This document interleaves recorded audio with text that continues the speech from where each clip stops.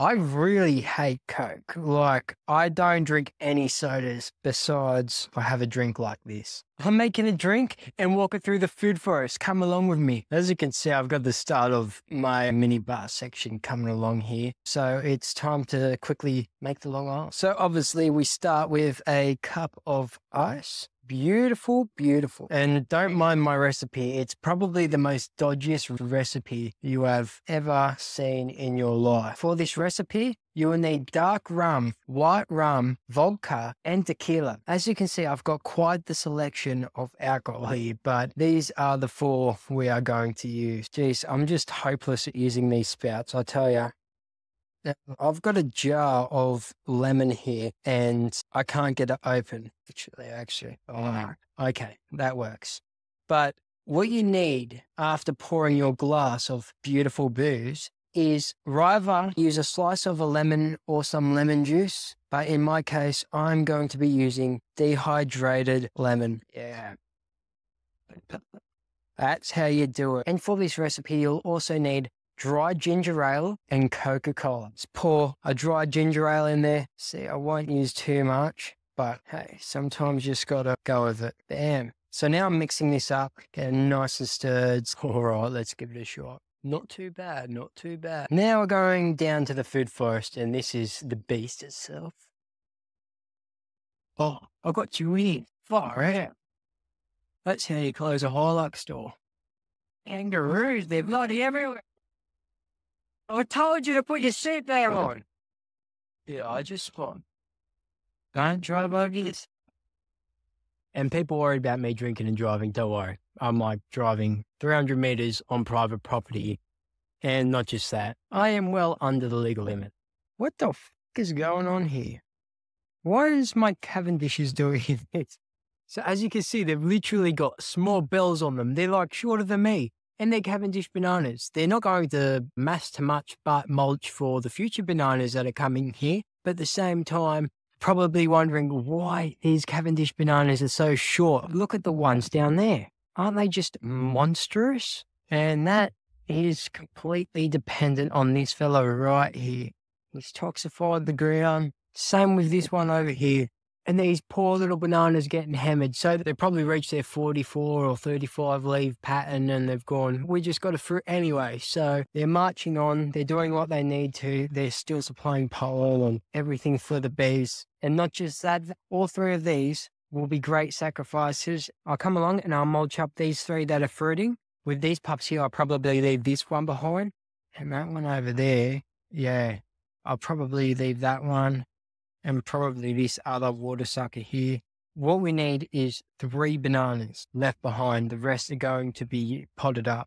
And these 3 bananas here will eventually feed the 3 bananas I have left down there. I'm just going to let them fruit for a bit longer so the bees can collect the pollen or anything else that wants to have the pollen can have a go. Then we'll chop these trees down. Technically, they're not a tree either. They're just a whole bunch of leaves bunched together. Now, another exciting thing that's happening in the food forest this week is the sandpaper fig fruit is starting to ripen up. And oh, geez, this stuff is delicious. Look at the true size of this tree. It's even growing through the feijoa here. It's just so massive and it's so beautiful. We are going to grab one. The darker, the better they are, so the more ripe they are. All of these should have technically had a wasp fly into them to pollinate them, and that sap is extremely sticky. Wow. Cheers to wasp larvae, and cheers to the wasp that gave me this fruit. And the tree. The tree's very important. Aren't you, tree? Wow.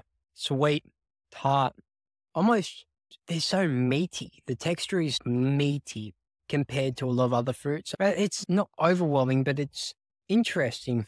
It's just more of an apricot had more fiber through it and was a bit more tart, a bit more flavorful than this would be the perfect example of this tree almost. But I'll make a separate video on that and I'm going to have a couple more of those and explain flavor way better on it. Wow, I love walking through here. Check this out. That is an ice cream bean. Nitrogen fixers, get them in your food forest. Literally have the most delicious fruit you could get your hands on. And look, there's another variety of sandpaper fig back here. Do you see this? It's got fruit on it. I've never tried this fruit. And that comes to the shocking realization that I am not going to try this fruit. One of my big reasons is if it's a first fruit, we do not try. And I need to be careful when I'm walking because I'm walking on the swales. So I need to pay attention to the swales when I'm walking on them so I don't accidentally tread on baby seed. I made a rule that the first fruit that comes from a tree in the food forest, we do not harvest. We let it drop down to the ground. We give it back to the earth. We give it back to God. We give it back to nature. It is not for us to touch. And every time we follow that, the trees, the abundant amount of fruit we get from them is absolutely immaculate. I'm not sure if it would have changed much. I believe it's changed a lot, but the fruit the year after becomes very abundant. And that's why permaculture is so good. It's working with nature, not against it. Now, what I was going to say before was I was like, oh, I got to watch where I'm walking in the Swales because obviously you can see the big trees like the Sandpaper fig and the blue Java banana. We've got a lemon myrtle there. We've got a Japanese raisin up there. Look at the size of it. That's a loquat. And then the ice cream bed. So normally we have a fair bit of seedlings that drop because we don't harvest a lot. So obviously we've actually got native raspberry right here coming through. Look how beautiful that is. Then look at that. Right there. That is like 3 ice cream beans. There's another one there. Another lot there. And the weird thing is, there's a loquat. Do you see that? That's a baby loquat. All the way over here. And that would have been maybe, I'm assuming that would have been a bird that brought that from the loquat tree that's there to here. Or it could have been us coming through and just eating the loquat and throwing the seeds back on the swale.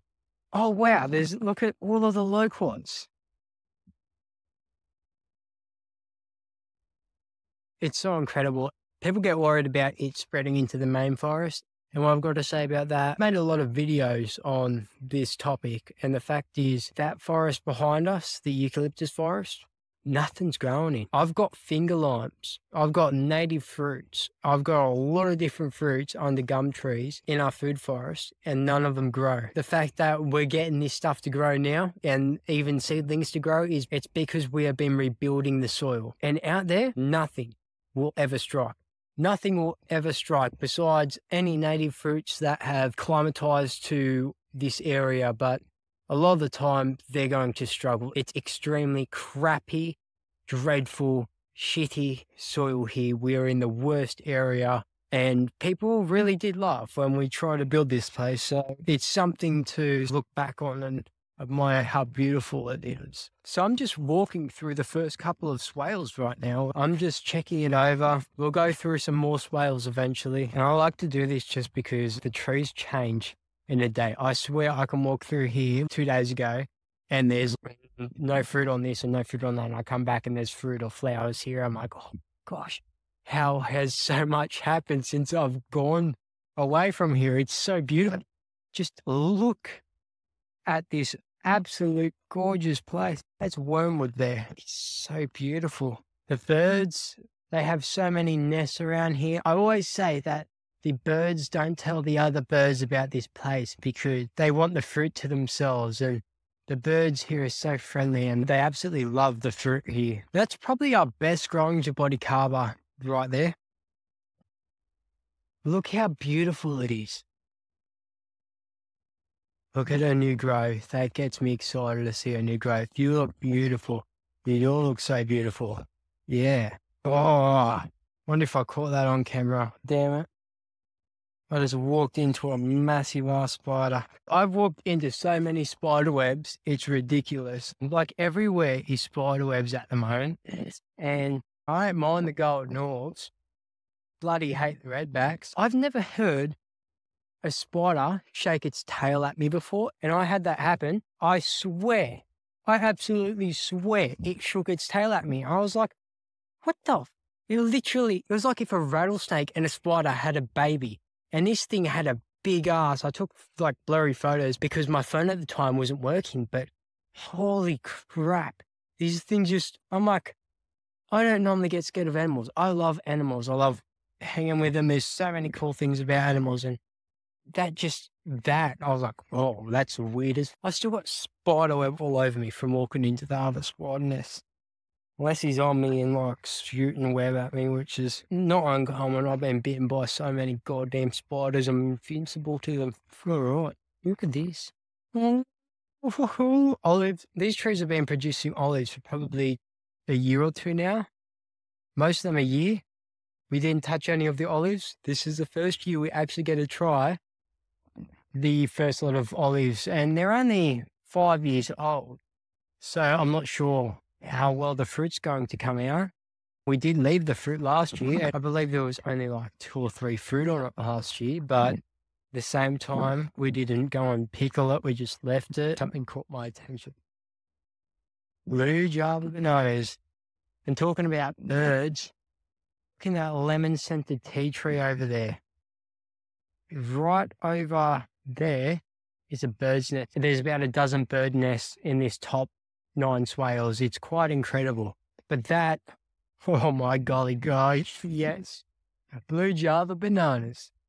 They're like the Gros Michel in a way, I reckon. They are sweet, they are creamy, and they have a vanilla flavour to them. That's why they get the name the ice cream banana. And they're not overly blue at the moment because it is midsummer. And believe it or not, the colder it gets, the more blue they get. So here being humid and hot at the moment, they're not going to get that blue. And look at this right here, another blue Java opening up. Just says banana, but you can tell it's a blue Java from the shape of its flower, from the look of it.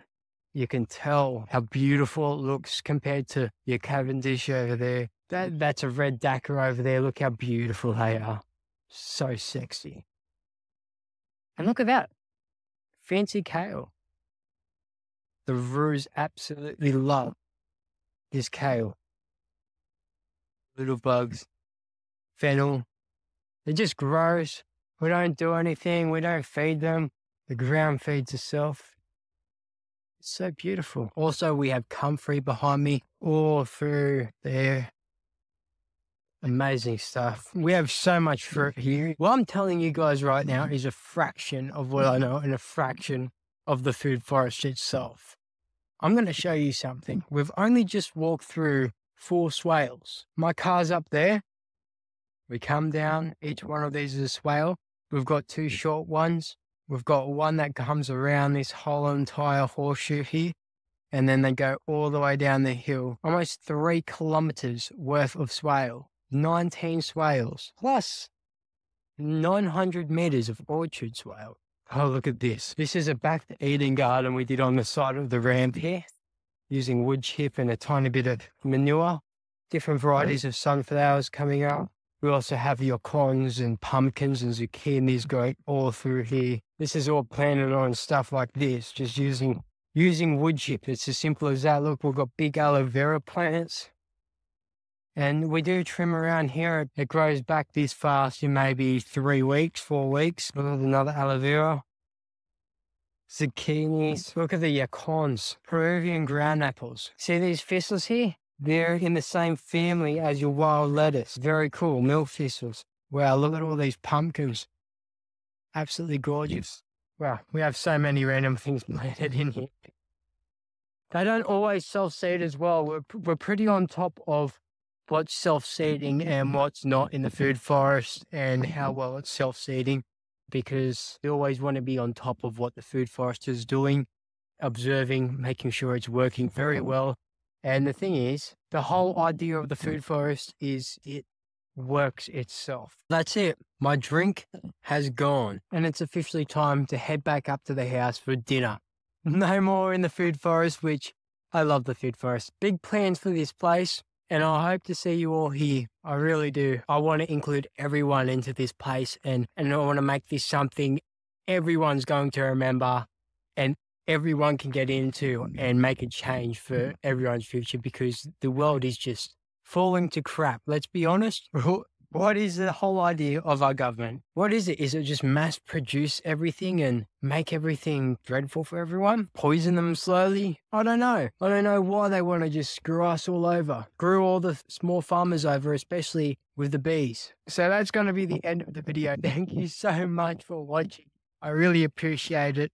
I hope we could all make the world a better place together and actually rehabilitate this shitty world we have been left behind, because I'll tell you what they did to us is just dreadful. That's for another day's topic.